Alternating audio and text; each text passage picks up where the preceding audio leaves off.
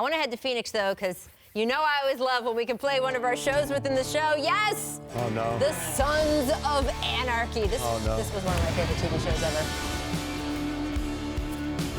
Yeah, Greta!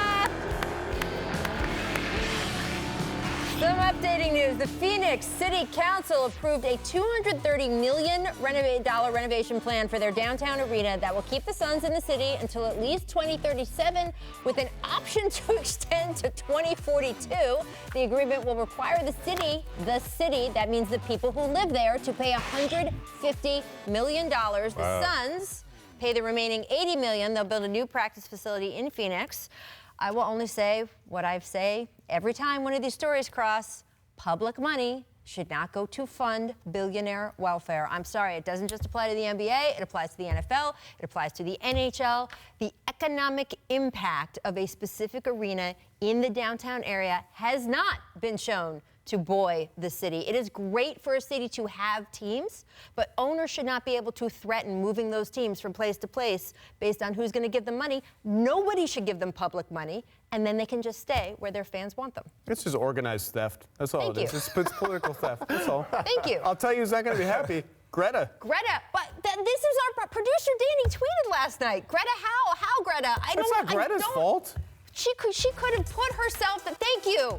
She could have thrown herself in front of the vote, in front of the railroad tracks. So we're putting a lot of onus on Greta. I'm just saying, I love Greta. She was my last hope. She was like Leia in Star Wars. I had nothing, and there, boom. Okay, you passed the deal to get a new arena. Now, let's get some talent over there. Let's put a competitive team. That's what. So these guys can enjoy some good basketball. Right. How about point guard? We'll start with a point guard. Well, they had 18 point guards, and now they have no. It's unbelievable. I can't. I'm gonna get too upset. League Pass game of the night tonight. Pelicans Thunder. Still no Anthony Davis for the Pelicans. He might be back as soon as next week. Rich Paul says they're going to evaluate him every 24, 36, 72 hours. How does his injury impact New Orleans as we approach the trade deadline, guys? 1, 2, 3. Can't. No, why did I participate in that fist bump? No. Hey.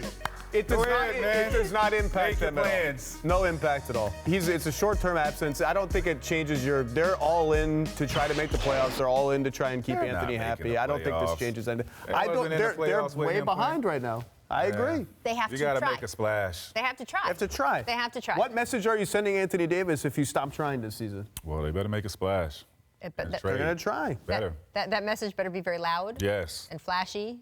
You better. With a lot of flashy doesn't always help you win. It can be a couple role players that round out the roster, but it has to be. It's going to be something.